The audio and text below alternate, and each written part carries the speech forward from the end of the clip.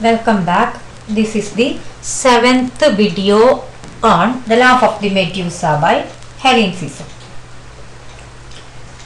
So hopefully in this part I would like to mention what this Medusa, this mythical character, mythology, it's from mythology actually, and what is the significance of this mythical character as far as Cecil's views or the essay as a whole as such is concerned. We will have a discussion on that as well.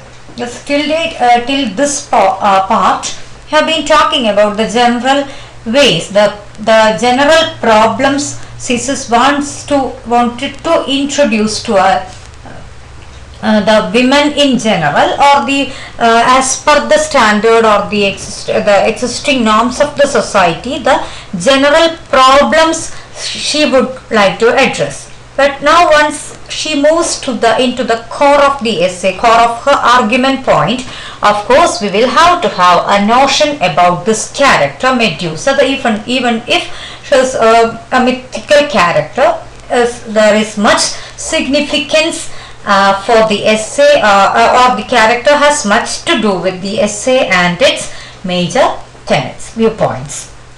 But still I would like to start, and once the discussion steps to that part, we will have Medusa getting introduced here. Cecil continues, men have committed the greatest crime against women. Insidiously, violently, they have led them to hate women. What they have done, it is about women hating women. That means obviously when a woman starting hating herself, her body, she feels ashamed of her body. Everything is part of hating herself. So that it is in one way or other, by imposing all these restrictions in their life on their potential as well as on their bodily features, their different characteristics, they make for the patriarchal system in general makes women hate themselves and other women as well to be their own enemies, to mobilize their immense strength, the highest, the greatest strength against themselves.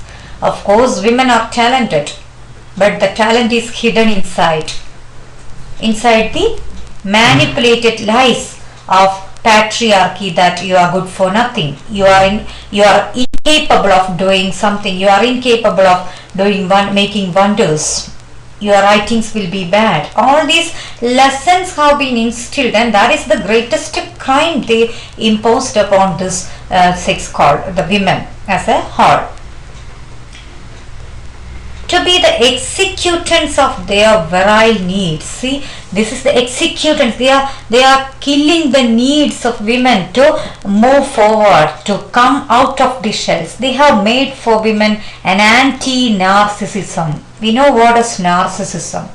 Narcissism is the love for one's own self. You are enjoying your own beauty, you are praising, you are happy with your appearance, your character, your nature, whatever you have, you enjoy that and you love yourself. That's what you mean by narcissism. And in turn here you see in the case of women, with too much of lessons from patriarchy, you have started, you have the lesson of anti-narcissism or the practice of anti-narcissism here. So narcissism which loves itself only to be loved for what women haven't got. They have love for only one thing or one feature that is lacking in them. So there you have the reference of this phallocentric. That is phallus as a symbol of male power, and you are lacking, women you are lacking, and that is the cause of all the problems, all the restrictions, everything imposed upon you. And so that they start loving the lack, not something which they have. They love the absences. They start loving the absences throughout the centuries, not for the year 1990 or 1920 or 2000 or 2020. No, it's about the whole of the tradition, the whole they start loving what they do not have, what they do not possess. They have constructed the infamous logic of anti-love. That is what is happening. This is the infamous logic of anti-love. That is practiced, that has been practiced by the women folk as a whole because of the lessons imposed upon them by patriarchy. It's an anti-narcissistic lesson patriarchy gave them, and they took it for granted as well. That is the problem. Now we start thinking. Women movements, feminism, many other activist movements, they started giving the reverse lessons, or they have started planning another way.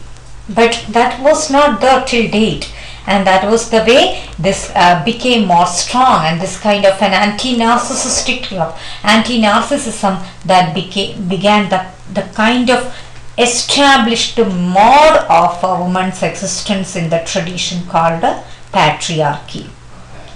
Next paragraph Siso talks about we are precious, we the precautious, we the repressed of culture, our lovely mouths gagged with the pollen, our wind knocked out of us, we the labyrinths, the ladders, the templed spaces, the beeves. We are black and we are beautiful. So with all the negative sides, all the lacks, all the restrictions, she says that yes, we are this and that and that. Not at all something better as far as the central notions of the central notion of beauty, the central notion of positivism. All these are concerned being black, beautiful, black or knocked out of the labyrinths. Everywhere it is something negative. But inside that circle, staying there itself, the woman, they start asserting that yes, we are black, but we are beautiful as well. We are ready to accept the way we are, accept ourselves the way we are. So here starts the narcissistic turn, and there only you can assert your essence. There only you can assert your reality. That reality, accepting the reality, is one of the most wanted or important aspects where you are attacked from outside. So to be confident about your own potential is the most wanted feature of your existence in a situation where you are never appreciated by the other part, especially when the other part holds a kind of strength, power as well as establishment. So of course we know patriarchy is well established. They are not ready to appreciate. So it is your turn only. No one else can help you. You will have to admit your potential. You will have to start realizing your potential and start loving yourself, so that there will be a different take on your situation. And this is a promise, and that is the sentence where the importance of the myth of Medusa we will have to introduce with as part of the grasping of Siso's essay. So let me introduce the character of Medusa here. Medusa actually, she was a mythical character who is very lovely, and the jealous aspiration of many suitors. Very virtuous woman, beautiful, ravishingly beautiful, and she was the jealous aspiration of many suitors, but who didn't yield. But she was raped by one of the suitors, or a male character named Poseidon, who raped Medusa in Athena's temple. Actually, she was a serving figure, maiden in the temple, and Athena was very furious, who cursed her. Athena, the goddess, cursed this Medusa, not for her mistake, that is the part, not for her mistake, but she transformed Medusa into Medusa's beautiful hair to serpents and made her face. See, it's almost like after her becoming this figure with the snakes instead of hair, with a curse that whoever looks at her face, let them turn to stone. So this Medusa becomes a symbol of fear or disapproval, stigma, and no one wants to look at her. Her beauty is taken away and she is turned into, transformed as a figure with a snake instead of hair. This is the way this character who has been really very beautiful, actually very beautiful, but the situation as well as the attempt of others or the stance of others makes her turn into a entirely different character, entirely different figure. And this is the way love of the Medusa becomes important. Someone else has told you, you are like this, you are like that. Someone else some people or others tell that you are good for nothing, but you have your own potential inside. It's not your fault. And this love, of course, is a rebellion against the imposing or all the labels put on you, all the labels imposed on you, and you start laughing, you start loving yourself. You see the point where Siso starts asserting the importance of love or the self-love in woman, because no one else is ready to appreciate, but you know your potential. Medusa knows that it's not her fault being raped by a man, and again the punishment being given by a woman. See the importance, the relevance, the turn of that story, and how relevant it is as far as our discussion of this essay or Siso's points in the context of women empowerment are concerned. So there we introduce Medusa, and her love is really a kind of enthusiasm, giving enthusiasm for all the women who are in one way or other under chains or inside the chains, or who are in one way or other have started hating their own selves for lacking something or for some of the features which are in them. Some of them tell that you are not beautiful, so that you hate yourself, your appearance, you feel that you are good for nothing. All these you will have to stop, and you start laughing. You start a laugh that can threaten the established norms of patriarchy, which never wanted you to realize your potential. So next paragraph, actually Siso is very enthusiastic. All these paragraphs she becomes very enthusiastic about asserting the potential of women. We are stormy, and that which is our breaks loose from us without our fearing any deliberation. No longer we are ready to take any deliberation. Our glances, our smiles are spent, laughs exude from all our mouths. Our blood flows and we extend ourselves without any reaching an end. So we laugh, there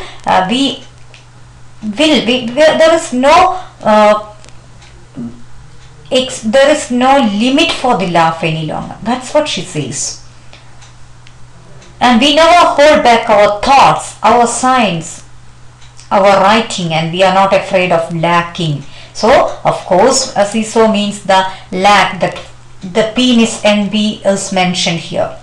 That was one of the ways in which patriarchy, of course Freudian symbol it is, Freudian explanation, and it's attacked by feminists like anything for the same reason, because it's not about a lacking. Of course women have their own features and men have their own features, and on behalf of a lack or possession, you do not have to be worried, or you do not have to think that you are something different, you are something incapable of all the negative impacts and negative features imposed on women come out of this. You cannot explain it in that way.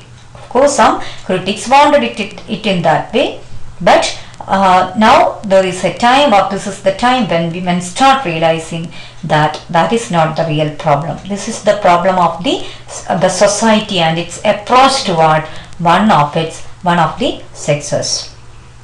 Yeah. So she asserts again there that we are not afraid of lacking.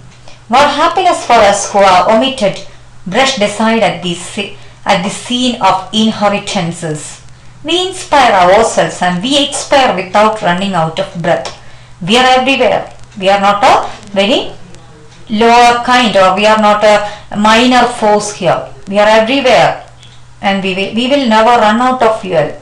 If we start running, if all of us can unite and if we can write, you can express yourself, your personality, your strength, there will not be any end for that journey. And that confidence is again and again asserted here in all these paragraphs. From now on, who, if we say so, can say no to us? We have come back from always. That is, she says. Now if we decide for our own selves, ourselves to move forward, who can say no to us? The patriarchy. No. You start writing and you try to express yourself. No one can prevent you. They are worried. They are afraid of your expressing yourself. So they had been giving you reasons not to write.